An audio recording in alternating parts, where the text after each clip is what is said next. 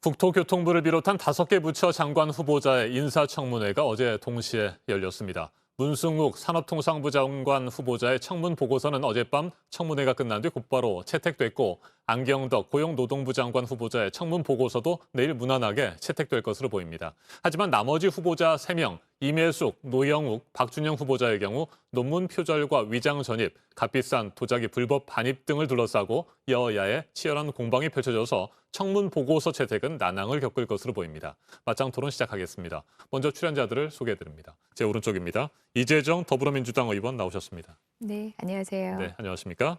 제 왼쪽입니다. 황보승희 국민의힘 의원입니다. 네, 안녕하십니까? 네, 어서 오십시오. 오늘 어린이날 휴일인데 이렇게 아침 일찍 나와주셔서 먼저 감사를 드립니다. 네. 네, 어제 5개 부처 장관 후보자의 인사청문회가 동시에 진행이 됐습니다. 먼저 청문회 내용을 좀 짚어보고 법사위원장 문제 등을 살펴보도록 하겠습니다. 네, 황보 의원께서는 어제 임혜숙 과학기술부 장관 후보자 청문회에 직접 참여를 하셨습니다. 배우자에 대한 논문 내조, 가족 동반 해외 출장, 여러 가지 쟁점들이 있었는데 어제 전반적으로 어떻게 보셨습니까? 네, 청와대에서 지금 그 7가지 검증 기준이 있지 않습니까? 병력 면제, 부동산 투기, 세금 탈루, 위장 전입, 또 논문 표절, 음주운전, 성범죄 이런 것들이 있는데, 임혜숙 후보자 같은 경우는 세금 탈루, 종합소득세를 안 내고 계시다가 장관 후보자로 지명되시고 나서 세금을 한 140만 원 정도 내셨어요. 그리고 논문 표절 문제, 또 논문 외조했다는 거 18번 제자와 함께 논문을 쓰면서 거기에 이제 전공의 같은 남편의 이름을 같이 올렸는데, 후보자 입장에서는 같이 연구를 했다고 하지만 저희로서는 많은 의구심이 드는 부분이었고요. 그리고 국가과학기술연구회 그 이사장직 NST 이사장으로 최근까지 근무를 했는데 87일간 근무를 했습니다. 근데 그 과정에서 정당 가입 이력이 없어야 응모가 가능한데, 임명될 때까지 정당에 가입한 상태로 그 임명이 되셨거든요. 그래서 임명되기 직전에 이제 그 취소는 이렇게 탈퇴는 하셨지만 어쨌든 그 정당에 가입했다는 문제, 그리고 이화 학당 정관에 그 정치 운동을 하신 분은 면직 처리가 되도록 돼 있습니다. 근데 그 정치 운동은 국가공무원법상 정당에 가입한 것도 정치 운동으로 보고 있거든요.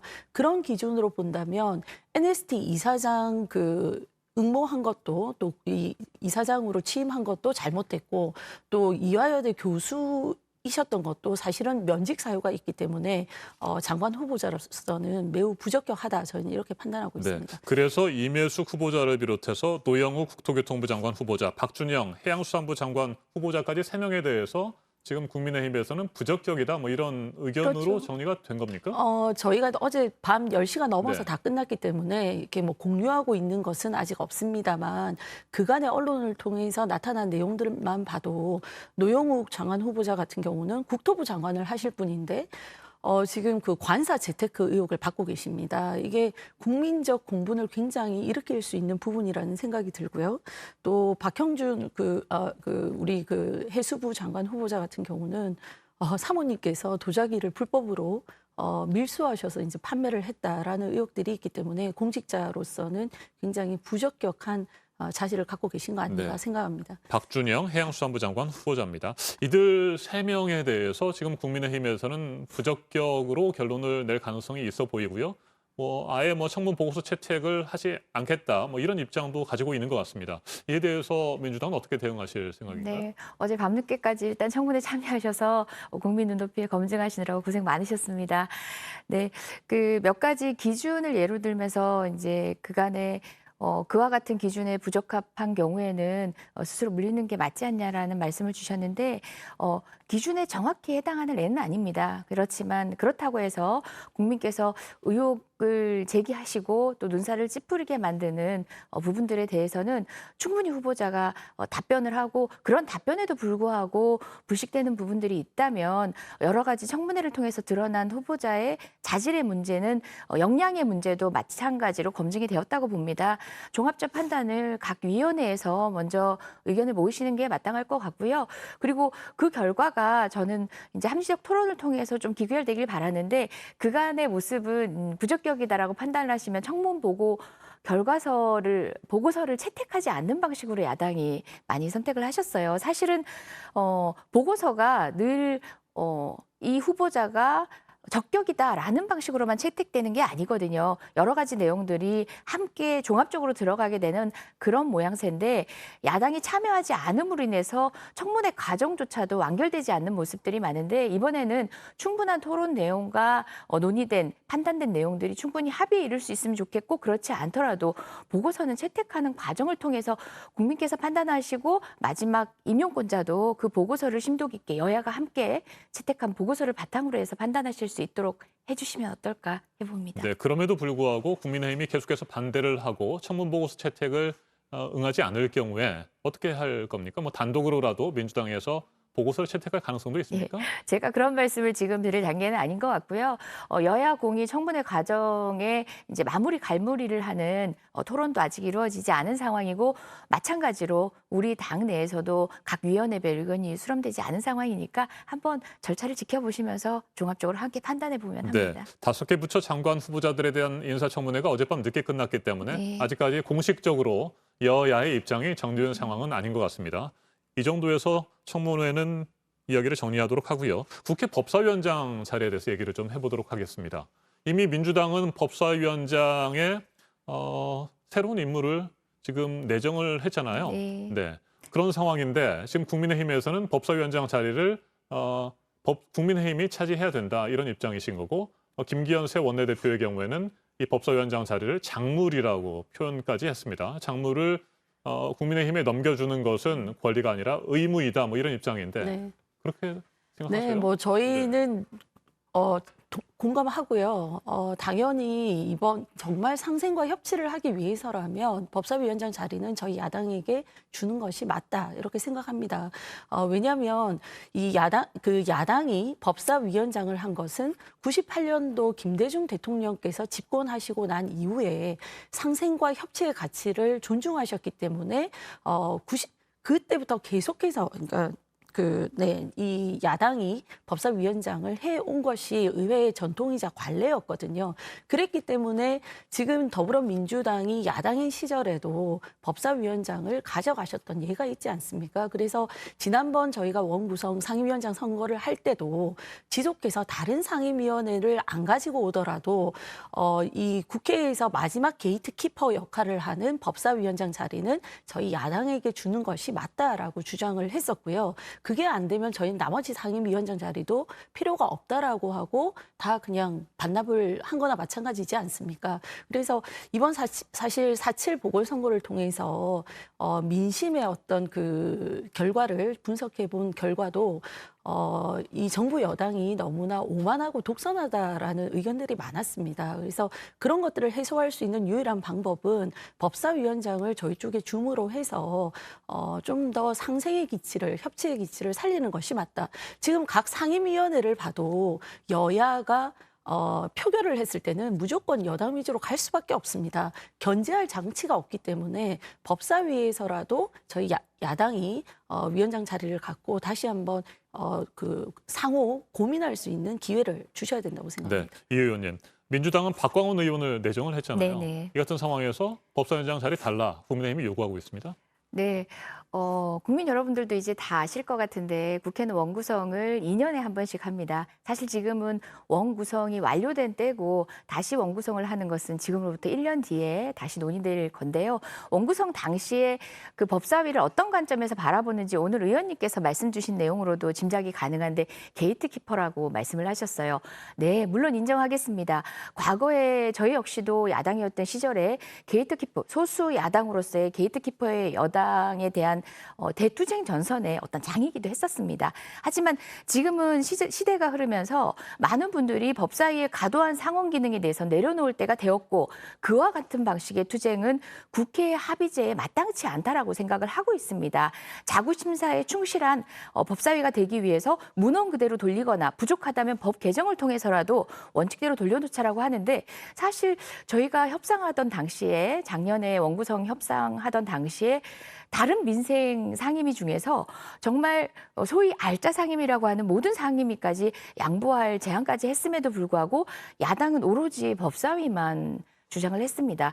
저희가 지난 총선 이후에 180석으로 민생의 험난한 입법 과정들을 사실은 지금보다 훨씬 더 성과를 많이 냈어야 하는데 어떨 때는 보면 당연히 민생 법안인데도 상임위 자체에서도 넘어서지 못한 경우가 많았거든요.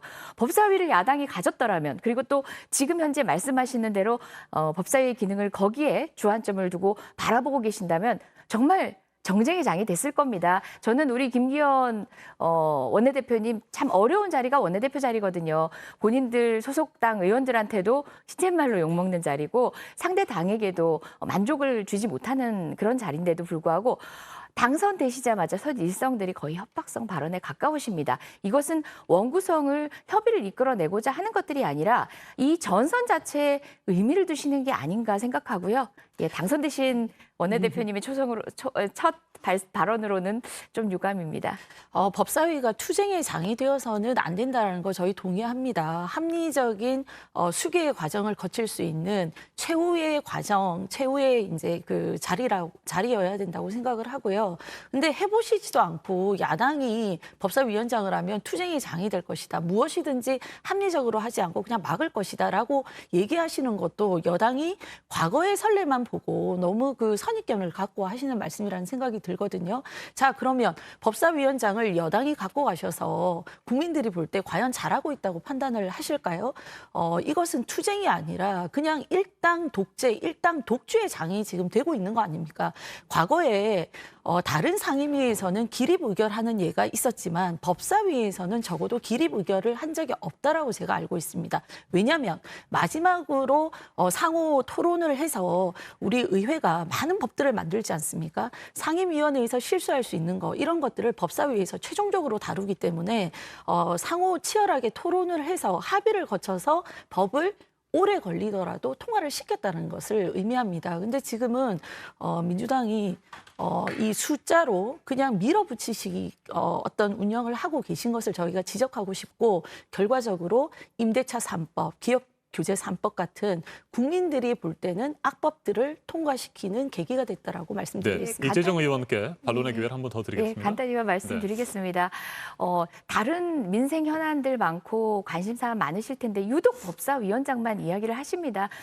그 과정들의 여러 가지 맥락 안에서 제가 그런 지적들을 한 거고요. 그리고 또 법사위 기능에 대해서 원점으로 문헌사항의 원점의 기능으로 다시 원래적 기능으로 돌리는 것에 대해서 여러 번 제안을 했는데 지금은 답이 없으십니다. 그리고 협상할 수 있습니다. 지금 아니고요. 내년에 하시는 게 맞는 것 같습니다. 국회가 상임위원장을 모두 국회의 절차에 따라서 선임했습니다. 저는 우리 당 원내 지도부도 협상의 여지가 있는 것처럼 열어놓고 말씀하시는 건 온당치 않다고 생각합니다. 알겠습니다. 저희도 부담스럽습니다. 모든 상임위원장 다 갖고 싶지 않았습니다. 하지만 책임져야 하기 때문에 묵묵히 해보겠습니다. 내년에 우리 협상 과정에서는 국민께 좀 납득될 수 있는 그런 협의 내용들 이끌어내면 합니다. 네, 법사위원장 문제도 이 정도에서 정리하고 시간이 많지 않은데 짧게 한 가지만 두 분의 의견을 듣고 오늘 마장토론 마무리하도록 하겠습니다. 김호수 검찰총장 후보자에 대한 얘기입니다. 검찰개혁의 적임자다라고 하는 것이 민주당의 의견이시고 그렇지 않다. 코드 인사다라고 하는 것이 국민의힘의 입장인데 지금 전 법무부 차관의 불법 출국 금지 사건과 관련된 또 인물이기도 하기 때문에 논란이 좀 있는 것 같습니다. 어떤 입장이세요? 네, 검찰개혁의 적임자다라고 하는 것 자체가 이분의 임명은 코드 인사라고 생각할 수밖에 없죠.